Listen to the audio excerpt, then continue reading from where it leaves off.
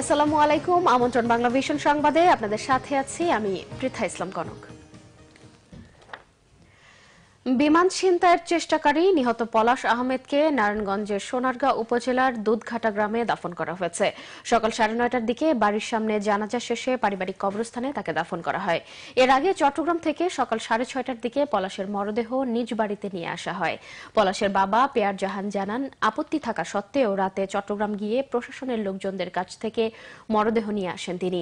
রবিবার সন্ধ্যায় ঢাকা থেকে দুবাইগামী বাংলাদেশ বিমানের একটি ফ্লাইট ছিনতাইয়ের চেষ্টাকালে কমান্ডো অভিযানে নিহত হয় পলাশ। এই ঘটনায় 5 সদস্যের একটি তদন্ত কমিটি গঠন করা হয়েছে বেসামরিক বিমান পরিবহন ও পর্যটন মন্ত্রণালয়ে। এছাড়াও সোমবার রাতে নিহত পলাশের বিরুদ্ধে সন্ত্রাস দমন আইনে মামলা করা হয়েছে। এজাহারে পলাশের নাম উল্লেখ সহ অজ্ঞাতদের আসামি করা হয় এবং বোমা সাদৃশ্য বস্তু ও অস্ত্র দেখিয়ে ছিনতাইয়ের চেষ্টায় অভিযোগ আনা হয়েছে।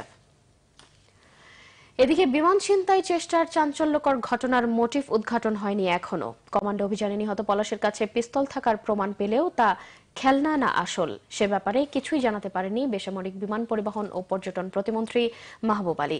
সোমবার শাহজালাল আন্তর্জাতিক বিমানবন্দরের অভ্যন্তরীণ টার্মিনালে যাত্রী তল্লাশি ও স্ক্রিনিং ব্যবস্থা দেখার পর বিমান প্রতিমন্ত্রী মাহবুব আলী জানান, বিমানবন্দরে নিরাপত্তায় কোনো ত্রুটি ছিল না। জরুরি অবতরণ নয়, বিমানটি তার রুট হিসেবেই চট্টগ্রামের স্বাভাবিক অবতরণ করেছিল। বিমান পরিবহন সচিব মহিবুল হক জানান, ছিনতাই চেষ্টাকারীর কাছে আসল নাকি খেলনা পিস্তল ছিল তা তদন্তের আগে বলা সম্ভব নয়। 5 দিন পর তদন্ত রিপোর্ট জমা হলে সবকিছুই খোলাসা হবে। এদিকে র্যাবের আইন ও গণমাধ্যম শাখার পরিচালক কমান্ডার মুফতি মাহমুদ খান জানান, নিহতের আঙুলের ছাপ থেকেই তার পরিচয় উদ্ধার করা হয়েছে। নিহত পলাশ আহমেদ অভ্যন্তরীণ রুটের যাত্রী ছিলেন। চকবাজারের চুরিরহাট্টায় অগ্নিকাণ্ডে দগ্ধ হয়ে ঢাকা মেডিকেল কলেজ হাসপাতালের বার্ন ইউনিটে চিকিৎসাধীন 2 জনের মৃত্যু হয়েছে। সোমবার রাতে তাদের মৃত্যু হয়। একজনের নাম আনোয়ার, বয়স 45 বছর, আরেকজনের নাম সোহাগ, তার বয়স 22 বছর। এ নিয়ে চকবাজার ঘটনায় মৃতের সংখ্যা দাঁড়িয়েছে 69-এ। পুলিশ জানায়, রাত 10টার দিকে মারা যায় আনোয়ার, আর রাত 1টার দিকে সোহাগের মৃত্যু হয়। তাদের শরীরের প্রায় 60% পুড়ে গিয়েছিল। সোহাগের বাড়ি ময়মনসিংহে। সে চকবাজারে একটি দোকানে চাকরি করত বলে জানায় তার স্বজনরা। দুজনের মরদেহ ঢাকা মেডিকেল কলেজ হাসপাতালের মর্গে রাখা হয়েছে। আন্তর্জাতিক প্রসঙ্গ, পাকিস্তান সীমান্তের ভেতরে বিমান হামলায় একাধিক জঙ্গি আস্তানা ধ্বংসের দাবি করেছে ভারত। সীমান্তে ভারতের যুদ্ধ বিমানের অনুপ্রবেশ প্রতিহতের দাবি করলেও হামলার বিষয়ে মুখ খোলেনি পাকিস্তান। জম্মু ও কাশ্মীরের পুলওয়ামায় আধা সরকারি বাহিনীর বহরে আত্মঘাতী বোমা বিস্ফোরণের জবাবে এই হামলা হলো। বিমান হামলার আগের দিন শান্তি প্রক্রিয়া আরও গতিশীল করতে ভারতের প্রধানমন্ত্রী নরেন্দ্র মোদীর প্রতি আহ্বান জানিয়েছিলেন পাকিস্তানের প্রধানমন্ত্রী ইমরান খান। ভারতের সেনা সদর থেকে জানানো হয়েছে, মঙ্গলবার রাত 3:30টায় পাকিস্তানের বালাকোট, শাকতি ও মুজাফফরাবাদে হামলা হয়েছে। 1000 কেজি বিস্ফোরক ধ্বংস করা হয়েছে জৈশ-ই মোহাম্মদের কন্ট্রোল রুমগুলো। এই অভিযানে 12টি যুদ্ধবিমান অংশ নেয়। টুইটার স্ট্যাটাসে ভারতের যুদ্ধ বিমানের অনুপ্রবেশের কথা জানিয়েছেন পাকিস্তানের সেনাবাহিনীর গণসংযোগ শাখার পরিচালক মেজর জেনারেল আসিফ গফুর।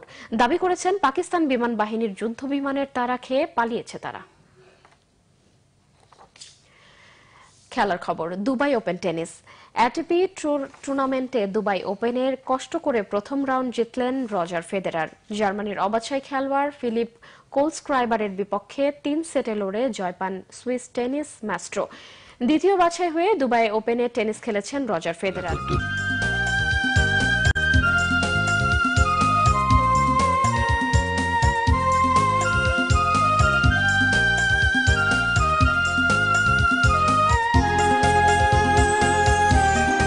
আরিফ হোসেনের প্রযোজনায় সকালবেলা রোদ্দুর দেখবেন প্রতি রবি, মঙ্গল ও বৃহস্পতিবার সকাল 11:05।